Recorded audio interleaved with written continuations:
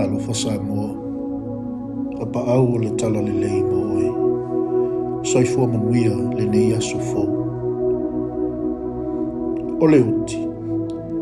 O se mea ua sili o na matui le lalolangi I aso nei. Tātou te le fia mawhawhau iai. Ai titi le talanoa iai. Peitai.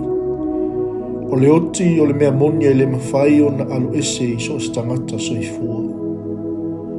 Ua mali liua tātou wō. Matangata o tātou ainga. E iei se taimi I o tātou wōlanga. O I tātou fo. O le awhia ngai ai ma le nei mea le ma alufia. Se I wang nau awhia mai e su a o le imaliu. O le ala la tātou wha amauti ngoanga au tātou whia ngai ma le ma alufia o le nei whaafita oli o ngaunga. O le tātou leo leo mamoi. O le aia sa valia o tātou. Ta iala, ma puipuia, ma wha mawhanwhanaina I tātou I la tātou whai ngā malama. Ma ile ave ai ma ke wisiana. Wa na o le wha maalusia o le nei wholawholanga. Ona o tātou I loa o Yesu ke riso o lo tātou leo leo mamoi le lei.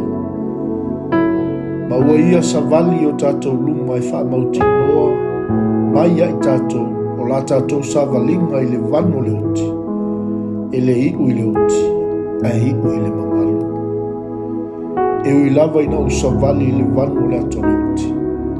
O te le fefe lava I se mea leanga. A wā oi, tate whaatasi maa. O laula au, ma lau to'o, e wha amawhana whana ina ia.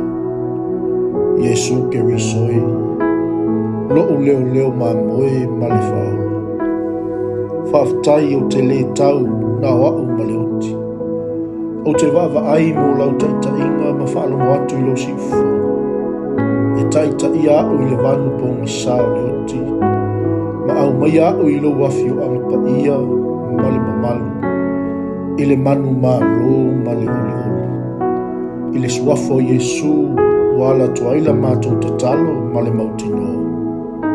Ameni. Manuia, whaiwa, ma lava singa o le nei aso.